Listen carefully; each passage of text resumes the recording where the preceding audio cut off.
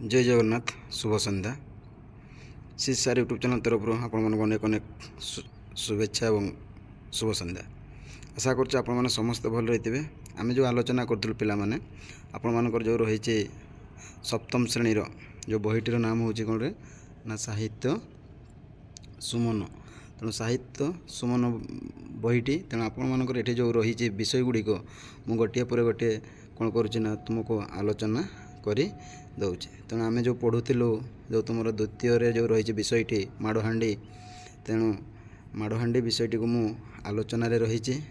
तेणु एठार जो देख पिला माने जो लेखक रही तुम किए रे ना गोपाल चंद्र प्रहराज देखिपार। तेणु तुम जो लेखक रही गोपाल चंद्र प्रहराज एवं तांकर जो लेखा जो लोक कथा जो गोटे गल्पटे हूँ कौन ना माड़हांडी। तेणु ये विषयटी को मु आलोचना कर दूचे। आज तुम हूँ ये माड़हांडी विषय तृतीय वीडियो बा भाग 3। तेणु आपण मैंने जदि वीडियो गुड़ी देखी ना तेबे ये वीडियो डेस्क्रिप्शन से गुड़ी मतलब लिंक दे दीजिए आपण मैंने सेटा को जाई देखंतु। प्रथम वीडियो देखंतु तापर द्वितीय वीडियो को देखंतु। आज हूँ तुम तृतीय वीडियो। तेणु ये तृतीय वीडियो में आशा करुँचे आपण मानू संपूर्ण भाव में पूरा आज मुझे कौन करी पूर्ण भाव में तुम मानक आलोचना करदेवी। तेणु आम जो पढ़ुलु जो तुम मानक रही गोपाल चंद्र प्रहराजंकर हो कि नहीं जो विषयटे बहुत सुंदर लगुच एवं एठारे आम दुई जन लोक को देखा पाऊँ गोटे है चकुड़िया पंडा एवं तांकर माँ। तेणु से गाँ को बुलवा जाते खाद्य संग्रह करती केबे केमिति से खाद्य पाती नहीं। एवं दिने चकुड़िया पंडा कौन कला ना गोटे पद्म पोखरी कूल को जाइए हो कि नहीं एवं से से कौन करछंती ना गंगा माता को गुहारी करी से खाद्य पाई। तेणु यही मुझे सुंदर भाव में तुम मानक आलोचना करी देइछि हो कि नहीं। तेणु देख पिला माने जो माने देखी ना तेबे मुझे डेस्क्रिप्शन मतलब लिंक दे दीजिए आपण मैंने सेठा को जाइए देखीदे। एबे चलो पिला माने आम कौटी रही रे ना एमिति माँ पुओं को मुँह तो मागणा भात लगी जाई थाए। तेणु सबुदिन चकुड़िया पंडा कौन करता है से पद्म पोखरी की जाए एवं गंगा माता ताकू सबुदिन दे थाए। तेणु सेटा कौन होगा तार मागणा भात होगा। तेणु से मागणा भात आने कौन करें ना दुख धंदा बा काम करें ना। तेणु से सेमिति ही रहीगले। तेणु से लेखक कहते कौन ना से मागणा भात रही गले। तेणु देख सुंदर भाव में जो गोपाल चंद्र प्रहराज पुणी कौन कहते ना एणे गंगा माता विचार कले जे अर्थात गोटे कथा कहले ये माँ पुओ तो निकुट हो बसिले। निकुट मान हूँ कौन भाषा निखटु ओह निखटु अर्थात परिश्रम करवा ना बा जी खटे ना तो कौन कह जाए निखटु लिख लो लेख जी परिश्रम करे ना बा जी खटे ना तो कौन कह जाए निखटु। तेणु यही जो शब्द गुड़िक कठिन शब्द गुड़िक बाहर बा देखा से गुड़िक मुझे सुंदर भाव में तुमको सरल बुझाई देवी। तेणु निकुट हो बसिले किसी काम कले ना या देखा देखी संसार जाक समस्ते तो कर्म कड़िया हो जाए। तेणु ये जो चकुड़िया पंडा मानक एवं तार माँ को जदि लोक मैंने ये संसार लोक मैंने देखिए तेबे कई भी आउ कौन करेंगे ना काम करेंगे ना बा कर्म कड़िया हो कि नहीं कर्म कड़िया हो जाए। आउ दुख धंदा को तो कहीं आदरिबे ना। आम जो रही संसार रे दुख रही धंदा रही काम रही परिश्रम एगुड़िक कहीं आपणे ना आदरिबे माने हूँ पिला माने बुझ आपणे ना। तापर कहूचे यह मुँह न भांगीदेले हेबो ना। तेणु माँ गंगा माता कौन कहूँ एमानंकर मुँह को भांगीदेवा दरकार कहीं एमाने कौन करते बिना परिश्रम खाऊले। तेणु तांकर मुँह को बंद करदेवाई गंगा माता उपायटीए पांचिले। देख यहीटा पांची गंगा माता कूटीए भेइले। तेणु यही कथाटीए से मन करें। देख तो कुटोटीए भेइले बात भेइले अर्थात हूँ बाहर करें बुझे पाने। तेणु यही कुटोटीए भेइले हो कि नहीं। तापर तो दिनकर कौन ना दिनकर कौन ना चकुड़िया पंडा नीति सेमिति जाए। नीति माने प्रत्येक दिन सेमिति जाए। से दिन बड़ी सकाळ उठे साहान प्रकार अर्थात हूँ गाधेबा स्नाहान प्रकार करी पद्म पोखरी की गला। पाहाचरे बसी जेमिति नीति करे सेमिति से दिन कला। पानी छल छल पिउथाए ଏଣେ ମିଛରେ ମିଛରେ ମିଛରେ ମିଛରେ କହି ହେଉଥାଏ ଭାତ ଖାଉଁ, ହାପୁ ଖାଉଁ, ତିଅଣ ଖାଉଁ, ସାକର ଖାଉଁ, ଖେଚେଡ଼ି ଖାଉଁ, ଏଣ୍ଡୁରି ଖାଉଁ ଏମିତି କହୁଥାଏ। ହଁ କି ନାହିଁ? ତାପରେ ଦେଖ ନା ମନେ ମନେ ବିଚାର କରୁଥାଏ ନୀତି ଯେମିତି ହାଣ୍ଡିଟିଏ ଭାସି ଆସେ ସେମିତି ଭାସି ଆସି ଆଜି ମୋ ପାଖରେ ଲାଗି ଯିବ। ତେଣୁ ଏଇଭଳି ସେ କ'ଣ କରୁଥାଏ ଭାବୁଥାଏ। ହଁ କି ନାହିଁ? ତାପରେ କହୁଛି ଦେଖ ଲାଗିଯିବ ମୁଁ ସୁନା ପୁଅ ଭଳିଆ ତାକୁ ନେଇ ମା ପୁଅ ଦୁହେଁ ଖାଇ ହେଣ୍ଡି ମାରି ବୁଲୁଥିବୁ। ହେଣ୍ଡି ମାନେ ହେଉଛି କାମ ନ କରିବାକୁ କୁହାଯାଏ। ହେଣ୍ଡି ମାରି ବୁଲୁଥିବୁ। ତାପରେ କହୁଛି ଦେଖ ଗଙ୍ଗା ମାତା ବିଚାରିଲେ ଅର୍ଥାତ୍ ଭାବିଲେ କ'ଣ କରିବା ସେମାନଙ୍କୁ।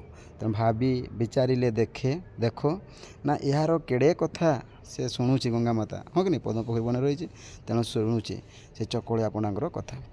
ମୁଁ ଏହା ବିକଳ ସହି ନ ପାରି ଏହାକୁ ଖାଇବାକୁ ଦେଲି ବୋଲି ମା ପୁଅ ଦୁହେଁ ଇନ୍ଦ୍ର ଚନ୍ଦ୍ର ମାନିବାକୁ ନାହାନ୍ତି। ଅର୍ଥାତ୍ ସେମାନେ କାହାରିକୁ ମଧ୍ୟ କ'ଣ କଲେ ଖାତିର କଲେ ନାହିଁ ବା ଇନ୍ଦ୍ରଚନ୍ଦ୍ର ଅର୍ଥାତ୍ ହେଉଛି କାହାକୁ ଖାତିର ନ କରିବା ସେମାନେ ମାନିଲେ ନାହିଁ। ଦୁହିଁଙ୍କୁ ଦୁହେଁ ଗଣ୍ଡିଟି ମାନ ବାହାର କରି ବୁଲୁଛନ୍ତି ଅର୍ଥାତ୍ ସେମାନେ ଗଣ୍ଡିଟି ମାନ ଅର୍ଥାତ୍ ସେମାନେ ମୋଟା ହୋଇଗଲେ ପିଲାମାନେ ନୁହେଁ। ତେଣୁ ସେମାନେ ଖାଇ କିଛି କାମ କଲେ ନାହିଁ, କିଛି ପରିଶ୍ରମ କଲେନି, ତେଣୁ ସେମାନେ ମୋଟା ହୋଇଗଲେ। ତେଣୁ ତାଙ୍କର ଗଣ୍ଡିଟି ମାନ ବାହାର କରି ବୁଲୁଛନ୍ତି। ଆଜି ପୁଳାଏ ଆଚ୍ଛା କରି ନଦେଲେ, ଆଜି ପୁଳାଏ ମାନେ ଅନେକ ଆଚ୍ଛା କରି ନଦେଲେ ଅର୍ଥାତ୍ ଆଚ୍ଛା ଏଠି ପୁଳାଏ ଆଚ୍ଛା କରି ମାନେ ହେଉଛି ଶାସନ ନଦେଲେ ଇଏ ଚେତିବେ ନାହିଁ। ତେଣୁ ଗଙ୍ଗା ମାତା ଏଇ କଥାରେ କହୁଛନ୍ତି ଯେ ଏଇ ଚକୁଳିଆ ପଣ୍ଡା ଏବଂ ତା ମାଆକୁ କିଛି ଶାସନ ନ କଲେ ଆଜି ଚଳିବ ନାହିଁ। ତାପରେ କହୁଛି ଗଙ୍ଗା ମାତା ତ ସହଜେ ଦେବତା। ହଁ କି ନାହିଁ? ସେ ଠାକୁର ଦେବତା, ତାକୁ ଅବା କେଉଁ କଥା ଉବାର ଅଛି। ଉବାର ଅର୍ଥାତ୍ ଏଠି ବୁଝ ପିଲାମାନେ ଜଣା ଅଛି। ତେଣୁ ଭଗବାନଙ୍କ ପାଖରେ ସବୁ କିଛି ଆମେ ଜାଣିଥାଉ। ହଁ କି ନାହିଁ? ତେଣୁ ଉବାର ଅଛି। ତାପରେ ଦେଖ କହୁଛି ଏହା ବିଚାରି ଗଙ୍ଗା ମାତା କ'ଣ ହେଇଛି ଏହା ବିଚାରି ରାଗ ତମ ହୋଇ ହାଣ୍ଡିଟି ଭିତରେ ଗୁଡ଼ିଏ ବିଧା। ଏଇଠି ଦେଖ ପିଲାମାନେ କ'ଣ କଲା ସେତେବେଳେ ଭାତ ଖାଉ ଡାଲି ଖାଉ ଏସବୁ ଦେଉଥିଲା, କିନ୍ତୁ ଏଥର କ'ଣ କଲା ସେ ହାଣ୍ଡି ଭିତରେ ସେ କ'ଣ ଦେଇଦେଲା ଗଙ୍ଗା ମାତା ନା ଗୋଟେ ବିଧା ଦେଲା। ଅର୍ଥାତ୍ ପିଟିବା, ଚାପୁଡ଼ା, କୁହୁଣି, ଗଇଁଠା, ଚିମୁଟା, ରାମ୍ପୁଡ଼ା, କାମୁଡ଼ା ଏମିତି ଯେତେକ ଆମର ଏଇ ସଂସାରରେ ସବୁ ମାଡ଼ ଅଛି ସେ ସବୁକୁ କ'ଣ କଲା ହାଣ୍ଡି ଭିତରେ ପୁରାଇଲା। ବୁଝିପାରିଲ ପିଲାମାନେ? ସେତେବେଳେ ଆଗରେ ଦେଉଥିଲା ଭାତ ଖାଉଁ ଡାଲି ଖାଉଁ କ୍ଷୀରି ଖାଉଁ ପିଠା ଖାଉଁ, କିନ୍ତୁ ଏଥର ସେ ଚେତା ଦେବ, ସେମାନଙ୍କୁ ଶାସନ କରିବ। ତେଣୁ ଆମର ସଂସାରରେ ଯେତେ ସବୁ ମାଡ଼ ରହିଛି ଗଙ୍ଗା ମାତା କ'ଣ କଲା ନା ସବୁ ଜିନିଷକୁ ସେ ପୁରେଇଲା। ଦେଖ ଗଇଁଠା, ଚିମୁଟା, ରାମ୍ପୁଡ଼ା, କାମ୍ପୁଡ଼ା ଏଇଭଳି ସବୁ ଜିନିଷକୁ ସେ ହାଣ୍ଡି ଭିତରେ କ'ଣ କଲା ପୁରାଇଲା। ହାଣ୍ଡି ଉପରେ ତେଲୁଣିଟି ଯେଉଁ ତା'ର ଢାଙ୍କୁଣିଟି ତେଲୁଣିଟି କ'ଣ କରିଛି ନା କଣ୍ଟି କାଟି କରି ମାନେ ହେଉଛି ମାନେ ବୁଝ ପିଲାମାନେ ମାନେ କ'ଣ କରିବା ତେଲୁଣିଟି କଣ୍ଟି କାଟି କରି ନିବୁଜ କରି ଗଡ଼େଇ ଦେଲେ ଅର୍ଥାତ୍ ଟାଣ କରି ବାନ୍ଧିବା। କଣ୍ଟି କାଟି ମାନେ ହେଉଛି ଟାଣ କରି କ'ଣ କଲା ଏବଂ ନିବୁଜ କରି ମାନେ ତା'ର ମୁହଁ ଯେମିତି ଖୋଲିବ ନାହିଁ। ତେଣୁ କରି ସେମାନେ କ'ଣ କଲେ ପୁରା ମଜବୁତରେ ତାକୁ କ'ଣ କରିଦେଲେ ତା'ର ମୁହଁଟିକୁ ବାନ୍ଧିଦେଲେ ଓ ଚକୁଳିଆ ପଣ୍ଡାକୁ ଭସେଇ ଦେଲେ। ତାପରେ ଦେଖ ବସେଇ ଦେଲେ ହାଣ୍ଡିଟି ଭାସି ଭାସିକି ଆସି ୟା ପାଖରେ ଲାଗିଲା। ଇଏ ତ ମନେ ମନେ ମିଠେଇ ଖାଇ ବସିଛି। ହଁ କି ନାହିଁ? ତେଣୁ ଇଏ ଭାବି ନେଇଛି ଯେ ମୁଁ କ'ଣ କରିବି ଖାଇବି। ତେଣୁ କ'ଣ କରିଛି ଦେଖ ମିଠେଇ ବସି ରହିଛି, ହାଣ୍ଡିଟି ଭାସି ଭାସିକା ଆସି ୟା ପାଖରେ ଲାଗିଲା। ଇଏ ତ ମନେ ମନେ ମିଠେଇ ଖାଇ ବସିଛି, ହାଣ୍ଡିଟିକି ଉପରକୁ ଟେକି ନେଇ ତେଲୁଣିଟିକି କାଢ଼ିଦେଲା ବେଳକୁ ହେଲା ତ ତା ଉପରେ ବୃଷ୍ଟି ମାନେ ତେଣୁ ମାଡ଼ ବୃଷ୍ଟି। ହଁ କି ନାହିଁ? ତେଣୁ ଏଇଭଳି ତା'ର କ'ଣ ହେଇଗଲା ମାଡ଼ ହେଇଗଲା। ତାପରେ ଦେଖ କ'ଣ କରୁଛି ନା ଚକୁଳିଆ ପଣ୍ଡା ତୁଚ୍ଛାଟା ଚାପୁଡ଼ା ଉପରେ ଚାପୁଡ଼ା ସେ ଜାଣିପାରୁନାହିଁ, ଚାପୁଡ଼ା ଉପରେ ଚାପୁଡ଼ା ଖାଉଛି, ମାଡ଼ ଖାଉଛି। ପୁଣି କ'ଣ ଖାଉଛି ନା ବିଧା ଉପରେ ବିଧା, ପୁଣି ତାକୁ କିଏ ପିଟୁଛି ପଛପଟୁ, ପୁଣି ତା ଉପରେ ଗଇଁଠା, ତା ପଛକୁ ରାମ୍ପୁଡ଼ା କାମୁଡ଼ା ଏମିତି ଖାଲି ଅଷ୍ଟାଙ୍ଗ ଶରୀରରେ ମାନେ ଆମ ଶରୀରକୁ କ'ଣ କୁହାଯାଏ ଅଷ୍ଟାଙ୍ଗ ଶରୀର। ତେଣୁ ଅଷ୍ଟାଙ୍ଗ ଶରୀରରେ ଦୁମ୍ ଦାମ୍ ଭୁସ୍ ଭାସ୍ ଲଦି ହୋଇଯାଉଥାଏ ଆପେ ଆପେ ସବୁ ଗୁଡ଼ିକ। କେହି ତାକୁ ଜାଣିପାରୁନାହିଁ, ଦେଖିପାରୁନାହିଁ, କିନ୍ତୁ କେତେବେଳେ ଗଇଁଠା ଖାଉଛି, ଧୁମ୍ଧାମ୍ ଖାଉଛି, କେତେବେଳେ କହୁଣି ଖାଉଛି, ଏଇଭଳି ସେ ତାକୁ କ'ଣ ହେଇଗଲା ସେ ମାଡ଼ ଖାଇଲା। ତାପରେ ଦେଖ କ'ଣ କହୁଛି ନା ଚଟକଣା ଖାଇ ଗାଲକୁ ଆଉଁସି ପଳାଇଲା ବେଳକୁ ପିଠିରେ ଦୁଲ୍ କରି ଗୋଟାଏ କେତେ ବିଧା କ'ଣ ହେଲା ନା ବିଧା ବସୁଥାଏ। ତାପରେ ଡହଳ ବିକଳ ହୋଇ ପିଠି ଆଉଁସିଲା ବେଳକୁ ଖୁଆ ମୁଣ୍ଡିରେ 2 ଗଇଁଠା, ପୁଣି ଯେଉଁ ମୁହଁରେ ଖାଉଥିଲା ସେ ମୁହଁରେ ପୁଣି କ'ଣ ହେଲାରେ 2 ଗଇଁଠା ମାଡ଼ ଖାଇଲା। ବେଳକୁ ବେଳ ସମୁଦ୍ର ଜୁଆର ମାଡ଼ି ଆଇଲା ଭଳି ମାଡ଼ରେ କୁଆଛୁଆ ଉଡ଼ିଗଲା। ତେଣୁ ଏତେ ସବୁ ଯେମିତି ସମୁଦ୍ରରେ ଏତେ ପ୍ରକାର ଢେଉ ଆସେ, ଜୁଆର ମାନେ ଢେଉ, ତେଣୁ ସମୁଦ୍ର ଯେମିତି ତୁହାକୁ ତୁହା ଢେଉ ଆସେ, ଠିକ୍ ସେହିପରି ଏ ଚକୁଳିଆ ପଣ୍ଡାକୁ ଖାଲି ମାଡ଼ ଉପରେ ମାଡ଼ ହେଉଥାଏ। ଏହାକୁ ସେତେବେଳକୁ ଗୋଟିଏ ବୁଦ୍ଧି ପଇଟି ଗଲା। ଏତେ ମୁଁ ମାଡ଼ ଖାଉଛି, ତେଣୁ ଗୋଟେ ବୁଦ୍ଧି ଆସିଲା। କ'ଣ କରିବ ଚକୁଳିଆ ପଣ୍ଡା? ଇଏ କ'ଣ କଲା ନା ଚଟପଟ ଜୀବନ ବିକଳରେ ଏ ହାଣ୍ଡି ଉପରେ ତଳୁଣୀଟାକୁ ଘୋଡ଼ାଇ ପକାଇଲା, ଅର୍ଥାତ୍ ସେ ଢାଙ୍କି ଦେଲା। ହଁ କି ନାହିଁ? ଯେତେବେଳେ ଢାଙ୍କି ଦେଇଛି, ଯେମିତି ଘୋଡ଼ାଇ ପକେଇ ସେମିତି କିଏ ରାଣ ଦେଲା ଭଳିଆ ଏ ମାଡ଼ ବୃଷ୍ଟି ଥମିଗଲା ଆଉ ବନ୍ଦ ହେଇଗଲା। ହଁ କି ନାହିଁ? ଯଦି ତେଲୁଣିଟା ଖୋଲିଦେବ ତେବେ ତ କ'ଣ ହେଇଯିବ? ମାଡ଼ ବୃଷ୍ଟି ହେବ। ଯେତେବେଳେ ତେଲୁଣି ଢାଙ୍କି ଦେଲା, କ'ଣ ହେଲା? ଆଉ ମାଡ଼ ହେଲା ନାହିଁ, ସବୁ ଥମିଗଲା। ଥମିଗଲା ମାନେ ଏଇଟା ବୁଝ, କମିଗଲା। ଏ ଟିକିଏ ନିଶ୍ୱାସ ମାଇଲା। ଓ ମୁଁ ବଞ୍ଚିଗଲି, ହଁ କହିବ କି ନାହିଁ? ତେଣୁ ଟିକିଏ ନିଶ୍ୱାସ ମାଇଲା। ତାପରେ ଦେଖ ନା ସେତେବେଳକୁ କ'ଣ ହେଇଛି ନା ଏହା ଦେହ ହାତ ମାଡ଼ରେ ଗୋଡ଼ ଭଳିଆ ଫୁଲି ଗଲାଣି।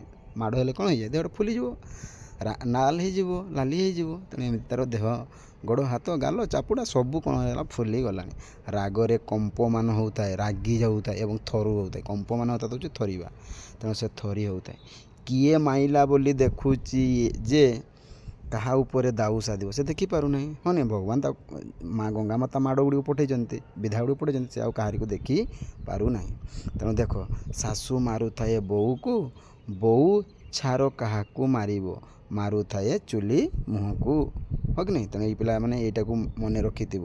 ତୁମକୁ ଏଇଟାରେ ସେ କ'ଣ କରେ? ପରୀକ୍ଷାରେ ପକାଏ। ଶାଶୁ ମାରୁଥାଏ ବୋଉକୁ, ବୋଉ ଛାର କାହାକୁ ମାରୁଥାଏ ଚୁଲି ମୁହଁକୁ। ଅର୍ଥାତ୍ ଏଠି ଦେଖ, ୟାର କହିବାର ଅର୍ଥ ହେଉଛି ପିଲାମାନେ, ଶାଶୁ ମାରୁଥାଏ ବୋଉକୁ, ଅର୍ଥାତ୍ ଆମର ଯେଉଁ ବୋଉ ଯେ ଘରକୁ ଯାଇକି ବୋଉ ଥାଏ, ଏଠି ହେଉଛି ଚକୁଳିଆ ପଣ୍ଡା ବୋଉ, ଏବଂ ଶାଶୁ ହେଉଛି କିଏ? ଗଙ୍ଗା ମାତା। ହଁ କି ନାହିଁ? ଏବଂ ବୋଉ ଛାର କାହାକୁ ମାରିବ? ସେ ଏଇ ବୋଉ, ଏଇ ଚକୁଳିଆ ପଣ୍ଡା କାହାକୁ ଦେଖିଲେ ସିନା ମାରିବ। ତେଣୁ ସେ ରାଗିକିରି କାହାକୁ ମାରୁଥାଏ? ଚୁଲି ମୁହଁକୁ। ଅର୍ଥାତ୍ ଏଠି ଆମର ଯେଉଁ ବୋଉଟିଏ କ'ଣ କରିଥାଏ? ରୋଷେଇ କରିଥାଏ। ହଁ କି ନାହିଁ? ତେଣୁ ସେ କ'ଣ ରାଗିକିରି କାହାକୁ ମାରୁଛି? ନା ଚୁଲି ମୁହଁକୁ ମାରୁଛି। ବୁଝିପାରିଲ ଏଥର? ଦେଖ ସୁନ୍ଦର ଭାବରେ ଆଉଥରେ କହିଦେଉଛି। ଚକୁଳିଆ ପଣ୍ଡା ହେଇଗଲେ ବୋଉ ଏବଂ ଗଙ୍ଗା ମାତା ହେଇଗଲେ ଆମର ଶାଶୁ। ତେଣୁ ସେ ଆମର ବୋଉ କାହାରିକୁ ଦେଖିପାରୁନାହିଁ, ତେଣୁ ସେ ରାଗରେ କାହାକୁ ମାରୁଛି? ଚୁଲିକୁ ମାରୁଛି। ହଁ କି ନାହିଁ? ତାପରେ ଦେଖ ଏଇଭଳି ହେଲା। ତେଣୁ ସେଇଟାକୁ କୁହାଯାଏ, କଥାରେ କୁହାଯାଏ, ଶାଶୁ ମାରୁଥାଏ ବୋଉକୁ, ବୋଉ ଛାର କାହାକୁ ମାରୁଥାଏ ଚୁଲି ମୁହଁକୁ। ତାପରେ ଦେଖ, ସେମିତି ଚକୁଳିଆ ପଣ୍ଡା ତା ମା ଉପରେ ରାଗରେ ଜର ହେଉଥାଏ। ତା ମନ କଥା ମନରେ ଥାଏ। ସେ ହାଣ୍ଡିଟି ଉଠେଇ ଘରକୁ ଚାଲିଲା। ନୀତି ଯେମିତି ନେଇ ଶିକା ଉପରେ ଥୋଇଦିଏ, ସେମିତି ହାଣ୍ଡିଟିକି ଶିକା ଉପରେ ରଖିଦେଲା ଓ ଭିକ ମାଗିବାକୁ ଗଲା ବାହାରି। ଆଉ ସେଦିନ ଖାଇବାକୁ ପାଇଲା ନାହିଁ। ହଁ କି ନାହିଁ? ତେଣୁ ସେ ବାହାରି ଗଲା ଭିକ ମାଗିବାକୁ। ତାପରେ ତ ତା ମା ଅଛି ଘରେ, ସେ ବି ତ ଯାଇନାହିଁ ଆଉ ଦୁଃଖ ଧନ୍ଦା କରିବାକୁ। ତେଣୁ ଦେଖ, ତା ମା କ'ଣ କରିଛି ନା ତା ମା ତ ଘରେ ନଥାଏ। ଏବେ ତ ପୁଅ ହାଣ୍ଡି ଆଣିଲା ଦିନଠୁ ମା ଜମାରୁ ଦୁଃଖ ଧନ୍ଦା କରିବାକୁ ନାହିଁ। ବୁଝିପାରୁଛ ପିଲାମାନେ? ହଁ କି ନାହିଁ? ବୁଝିପାରୁଛ? ତାପରେ ଦେଖ କ'ଣ କହୁଛି ନା ଗାଁ ଯାକ ଅଷ୍ଟଦଣ୍ଡ ପାଟ ଭଳିଆ ଦାଣ୍ଡି ମାରୁଥାଏ। ହଁ କି ନାହିଁ?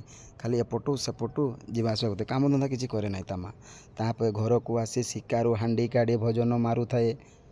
ଆଜି ଆସି ଦେଖିଲା ବେଳକୁ ପୁଅ ଘରେ ନାହିଁ। ଘର ଭିତରୁ ପଶି ଚାହିଁଲା ବେଳକୁ ଶିକାରେ ହାଣ୍ଡିଟି ନୀତି ଭଳିଆ ଥୁଆ ହୋଇଛି। ବୁଝିପାରୁଛ ପିଲାମାନେ? ତାପରେ ସେଇଭଳି କ'ଣ ହେଇଛି? ଥୁଆ ହୋଇଛି। ତାପରେ ଦେଖ, ସେ ତ ମାଇପି ଲୋକ। ମାଇପି ମାନେ କାହାକୁ ବୁଝ? ସ୍ତ୍ରୀ ଲୋକକୁ କୁହାଯାଏ ମାଇପି ଲୋକ। ଏତେ ଛନ୍ଦମନ୍ଦ ବା କାହୁଁ ଜାଣିବ?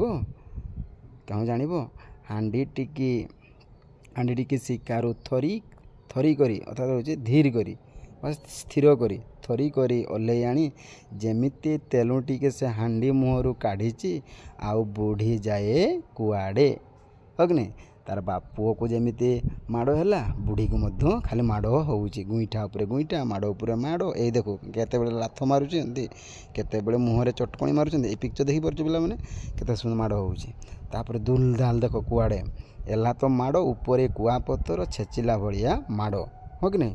ତାପରେ ଦେଖ, ଚାଲ ପିଲାମାନେ, ଦୁଲ ଦାଲ ଗୋଟା ଉପରେ ଗୋଟେ ବାଜି ଯାଉ ଥାଏ। ଇଲୋ ବାପଲୋ ମରିଗଲିଲୋ ହେଲା ବେଳକୁ ପିଠିରେ ଫେର୍ ଦୁଇଟା ବସୁଥାଏ। ଯେତେ ତା ମା ପାଟି କରୁଥାଏ ଠିକ୍ ସେମିତି କ'ଣ ହଉଥାଏ ମାଡ଼ ହଉଥାଏ। ଦେଖୁଛନ୍ତି ଦୁଲ୍ ଦାଲ୍ କ'ଣ କହୁଛି ଦୁଲ୍ ଦାଲ୍ ଗୋଟା ଉପରେ ଗୋଟେ ବାଜି ଯାଉଥାଏ। ଇଲୋ ତା ମା କହୁଛି ଇଲୋ ବାପଲୋ ମରିଗଲିଲୋ ହେଲା ବେଳକୁ ଏମିତି କହୁଥିବା ବେଳେ ପିଠିରେ ପିଣି ଦୁଇଟା ବସୁଥାଏ। ଆଲୋ ମାଲୋ ମରିଗଲି ହେଲା ବେଳକୁ କଙ୍କାଳ ବାହିରେ ପୁଣି ପୁଞ୍ଜାଏ ବସି ଯାଉଥାଏ। ତେଣୁ କଙ୍କାଳ ଶରୀର ହଁ କି ନାହିଁ, ସେହି ଶରୀର ପୁଣି ଆହୁରି ତା ଉପରେ ଦେହରେ ମାଡ଼ ହେଉଥାଏ।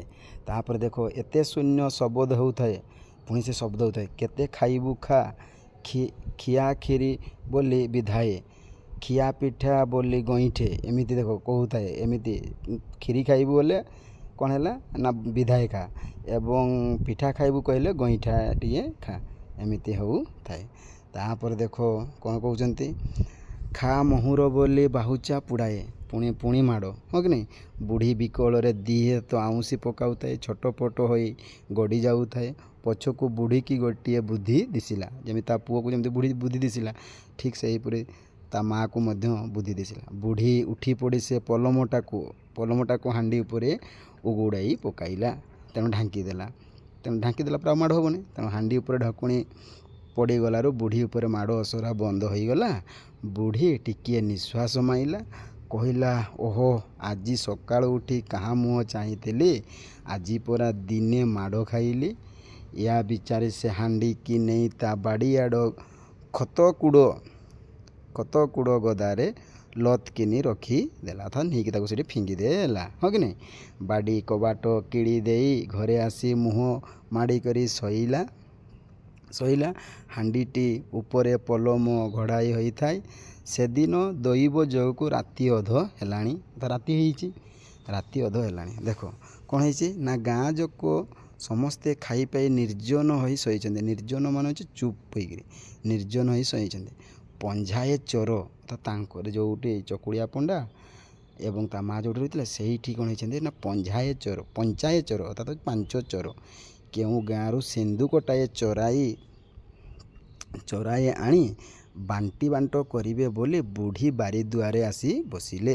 ଅର୍ଥାତ୍ ଏଇ ଚକୁଳିଆ ପଣ୍ଡା ଏବଂ ବୁଢ଼ୀଙ୍କର ବଗିଚାରେ ଆସିକି ସେମାନେ କ'ଣ ହେଇଛନ୍ତି ଆସି ବସିଛନ୍ତି। ତେଣୁ ସେଇ ପଞ୍ଚାୟତ ଚୋର ଗୋଟେ ସିନ୍ଦୁକଟାଏ ଚୋର କରି ଆଣି ଆସିଛନ୍ତି। ଆଣିକିରି ବୁଢ଼ୀଙ୍କର ଯେଉଁ ବାଡ଼ି ରହିଛି ସେ ବାଡ଼ି ଦୁଆରେ ସେମାନେ କ'ଣ କରିଛନ୍ତି ଆସିକିରି ତାଙ୍କର ହିସାବ କରିବେ। ତାଙ୍କ ଭିତରେ ଭାଗବଣ୍ଟା ବିଚାର ଲାଗିଛି ହଁ କି ନାହିଁ, ସେମାନେ ଭାଗବଣ୍ଟା କରୁଛନ୍ତି। ଦେଖ ଏହି ସମୟରେ କ'ଣ ହେଇଛି ନା ଏହି ସମୟରେ ଜଣେ ଚୋର ଆଖି ହାଣ୍ଡିଟି ଉପରେ ପଡ଼ିଲା। ସେ ବିଚାରିଲା ଏହା ଭିତରେ କ'ଣ ଅଛି ଦେଖନ୍ତେ। ଏହା ବିଚାରି ସେ ହାଣ୍ଡିକି ଖତଗାଦାରୁ ଉଠାଇ ଆଣି ସବୁ ଚୋରଙ୍କ ମଝିରେ ଥୋଇଦେଲା। ଯେମିତି ସେ ପଲମଟି କାଢ଼ି ଦେଇଛି, ଆଉ ଏ ଚୋର 5 ଯିବେ କେଉଁ ଗାଁକୁ, ହେଲା ତ ସମସ୍ତଙ୍କ ଉପରେ କ'ଣ ହେଇଗଲା ମାଡ଼ ହଁ କି ନାହିଁ। ତେଣୁକରି ତୁମେ ପଢ଼ୁଛ ମାଡ଼ ହାଣ୍ଡି କଥା। ତେଣୁ ଦେଖ ଚୋରମାନଙ୍କୁ ମଧ୍ୟ କ'ଣ ହେଇଗଲା ମାଡ଼ ହେଇଗଲା। ବୁଝିପାରିଲ। ଏଠି ମଧ୍ୟ ଦେଖ ଗୁରୁତ୍ୱ ପିଲାମାନେ, ଯେତେବେଳେ ବୁଢ଼ୀ ତାଙ୍କ ବାଡ଼ିରେ ଖତ ସ୍ଥାନରେ ସେ ଯାଇକି ହାଣ୍ଡିଟି ରଖିଦେଲା, କିଛି ସମୟ ଗଲା ପରେ ସୁନସାନରେ କ'ଣ ହେଇଛି ନା 5ଟା ଚୋର କ'ଣ କରୁଛନ୍ତି, ଅନ୍ୟ ଜଣଙ୍କ ଗାଁରୁ ସିନ୍ଦୁକଟେ ଚୋର କରି ଆଣି ଆସିଛନ୍ତି ହଁ କି ନାହିଁ। ଯେତେବେଳେ ଚୋର ଆଣିଛନ୍ତି ତେଣୁ ସେଇ ବୁଢ଼ୀ ମାଙ୍କର ବାଡ଼ିରେ ସେମାନେ ଭାଗ ବଣ୍ଟନ କରୁଛନ୍ତି। ଯେତେବେଳେ ଗୋଟିଏ ଚୋରଙ୍କ ଆଖିରେ ପଡ଼ିଯାଇଛି ହାଣ୍ଡିଟି, ସେତେବେଳେ କ'ଣ ହେଇଛି ସେମାନେ ଆଣିଛନ୍ତି। ଯେତେବେଳେ ପଲମଟି ଖୋଲି ଦେଇଛି ତେଣୁ କ'ଣ ହେଇଛି ମାଡ଼ ଉପରେ ମାଡ଼। ତେଣୁ ତୁମେ ଯେଉଁ ପଢ଼ୁଛ ମାଡ଼ ହାଣ୍ଡି କଥା, ତେଣୁ ହେଲା ତ ସମସ୍ତଙ୍କ ଉପରେ ମାଡ଼। ତୁଚ୍ଛ ମାଡ଼, ଖାଲି ମାଡ଼, ଫେର୍ ଗଗିଛି ବାଡ଼ିଆ ମାଡ଼, ମାଡ଼ରେ ଗୋରୁ ଚରିଗଲେ। ଏଇଭଳି ବହୁତ ପ୍ରକାର କ'ଣ ହେଲା ସେମାନଙ୍କୁ ମାଡ଼ ହେଲା। ଏ ଚୋର ଯାକ ଟଙ୍କା ଟକର ବାଣ୍ଟିବେ କ'ଣ, ମାଡ଼ରେ କଲେଇ ବଲେଇ ହୋଇ କିଏ କୁଆଡ଼େ ଛିଟିପିଟି ହୋଇ ପଳାଇ ଗଲେ। ଯେତେବେଳେ ପଳାଇ ଯାଉଛନ୍ତି ସେତେବେଳେ ଦେଖ କ'ଣ କହୁଛନ୍ତି, ବଉଲ ହଁ କି ନାହିଁ, ବଉଲ ଇଏ ପଳାଉଛନ୍ତି। ତାଙ୍କ ପଛେ ମାଡ଼ଯାକ ଗୋଡ଼େଇ ତୁଚ୍ଛା ଗାବି ପକାଉଥାନ୍ତି। ତେଣୁ ମାଡ଼ ଗୁଡ଼ିକ ମଧ୍ୟ ତାଙ୍କ ପଛରେ ଧାଇଁଛନ୍ତି। ମାଡ଼ରେ ଧୂଳା ଭଡ଼ି ଯାଉଥାଏ। ଯେଉଁ ଚୋର ଗୋଟା କେତେ ପୂର୍ବ ଆଡ଼କୁ ପଳାଇଲେ ତାକୁ ଚାପୁଡ଼ା ଯାକ ଗୋଡ଼େଇ ଗଲେ। ତେଣୁ ଦେଖ ଏଠି ପିଲାମାନେ ଆଉ ଗୋଟେ ପାଠ, ଯିଏ ପୂର୍ବ ପଟକୁ ଗଲା ସେପଟେ କ'ଣ ଗଲା ମାଡ଼ ନା ଚାପୁଡ଼ା ମାଡ଼ ଗଲା ଗୋଡ଼ାଇଲା। ଯିଏ ପଶ୍ଚିମକୁ ପଳାଇଲେ ତାଙ୍କ ସାଙ୍ଗରେ ବିଧା ମାଡ଼ ଗୋଡ଼ାଇଲା। ଏଇଗୁଡ଼ିକ ଗୁରୁତ୍ୱ ପିଲାମାନେ ମନେ ରଖିଛ। ପୂର୍ବ ଆଡ଼କୁ ଗଲାବେଳେ ଚାପୁଡ଼ା, ପଶ୍ଚିମ ଦିଗ ପଟକୁ ଗଲା ବିଧା ଗୋଡ଼ାଇଗଲା। ଉତ୍ତରକୁ ଯିଏ ଗଇଲା ସେ ଗଇଁଠା ଯାକ ଗୋଡ଼ାଇଲା। ଗଇଁଠା ଯେଉଁ ଗୁଇଁଠା ମାରିବା ସିଏ ଗଲା। ଦକ୍ଷିଣକୁ ଗଲେ ତାଙ୍କ ସାଙ୍ଗରେ କିଏ ଗଲା ଦେଖ ମୁଖୀ ଯାକ ଗଲେ ଚାପୁଡ଼ା। ଏମିତି ବୁଢ଼ୀ ବାରିଆଡ଼ୁ ଗଡ଼ିଆରେ ମାଡ଼ ଆଉ ଚୋର ଯାକ ଗଲେ। ଏଣେ ବୁଢ଼ୀ ତ ମାଡ଼ ଖାଇ କରି ତା ଅଷ୍ଟାଙ୍ଗ ଶରୀର ପରାସ ହୋଇ ବୋଉଥାଏ। ପରାସ ମାନେ ଅର୍ଥାତ୍ ହେଉଛି କଷ୍ଟ।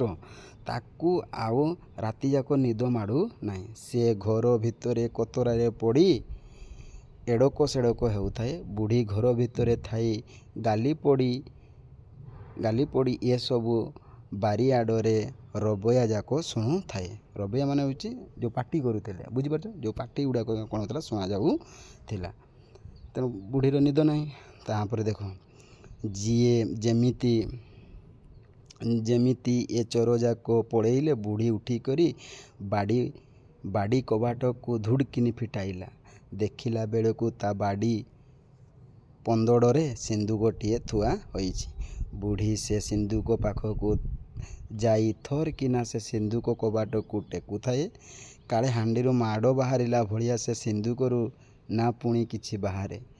ପଛକୁ ଦେଖିଲା ଯେ ସେ ସିନ୍ଦୁକ ଭିତରୁ ଆଉ କିଛି ସରସର ହେଲା ନାହିଁ, ଅର୍ଥାତ୍ ମାଡ଼ ହେଲା ନାହିଁ ବା କିଛି ଶୁଣାଗଲା ନାହିଁ।